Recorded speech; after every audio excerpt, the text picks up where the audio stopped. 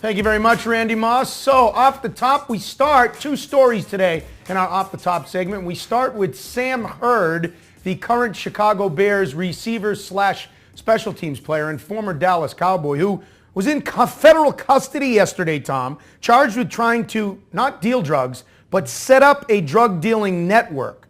He was arrested with a kilogram of cocaine in a sting, according to authorities in this article in the New York Times. Arrested Wednesday night after meeting with an undercover agent at a Chicago restaurant. Not sure if it was Ditka's. According to a criminal complaint that says he was first identified as a potential drug dealer over the summer at the NFL lockout neared an end. Now, I give him props. We knew with the lockout, players were going to have to try to find ways to earn income. So he was trying to be entrepreneurial in his efforts, but he was leaning towards doing something illegal. Wait till the black book comes out in this story, Tom. Why are we laughing about this? Somewhere there's a victim, right? Well, here's why we're laughing, because it's hilarious. And if you're not laughing, go to the ESPN.com story and read about this thing. This one came out of left field. Couple quick observations here, Butch. Number one, if you read the story on ESPN.com, you'll also learn that his high-priced attorney defended Snoop Dogg in a murder case. I did not know Snoop Dogg allegedly killed somebody. That kind of blew my brain. I know he smoked a lot of marijuana, but I didn't know he tried to kill someone allegedly. That's an underground. Apparently, that's an underground story that we didn't know about.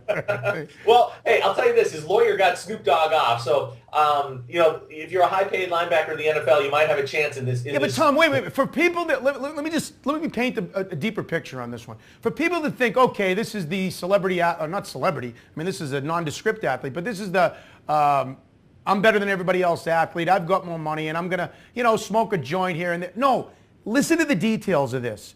Hurd told the federal agent that he met with he was interested in buying 5 to 10 kilograms of cocaine and 1,000 pounds of marijuana a week that he was going to buy. That's what he told the agent. I mean, I thought these guys have meetings all day and therapy and game planning. A, where did he get the time? B, he's actually a pretty good businessman outside the part of getting caught. And C, maybe he was thinking about being the first minority ownership in the NFL or something, and he needed a different way to go about doing it.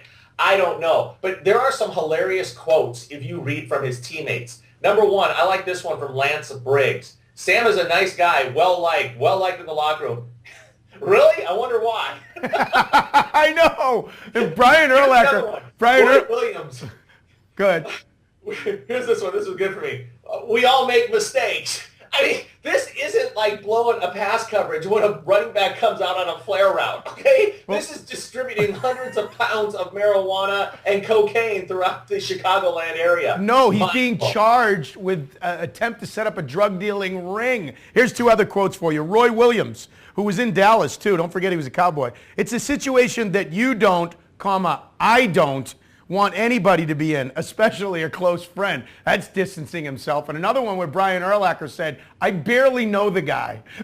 Hey, nice. Hey, let me guess, Urlacher. He's also a good running back too, right? Good grief, Urlacher. Why don't you step to the podium with your big, ugly, bald head and say something that doesn't offend a million people? But anyway, Butch, truly, at least no children were getting hurt in this one. I think that's why we can laugh, right? Finally, a story that doesn't involve pedophiles or something. Well, it's interesting you bring up the Sandusky case or the Boeheim situation, because you could argue that Sandusky is the biggest story ever in the history of sports when you look at the implications and the legs it's going to have and all of that. I mean, you could argue that.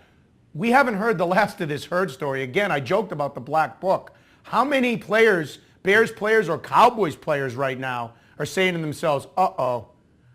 And they may have just bought a bag from him or whatever. Not that I'm condoning that, but they may not have been part of the drug distribution ring. But your image is done if you're connected to him. Hey, think about it. I mean, that is your first reaction, and that was the first reaction when I had to the Sandusky case. I'll never forget where I was reading the grand jury report, waiting for my wife as she went into a fabric store or something on a Saturday afternoon, and I'm just scrolling through on my phone, and I'm going, oh my God. This thing, with all the names and all the details come out, this is going to be unbelievable. Same thing with this. Because, okay, they do spend a lot of time in that locker room. And I'm not saying that any of his teammates were clients of his or anything like that. But don't you usually start around the inner circle? And those are some of the people. There's no way I just believe that I have a fair amount of common sense, and I don't think that 100 guys around him that spend that much time around him had no idea this was going on.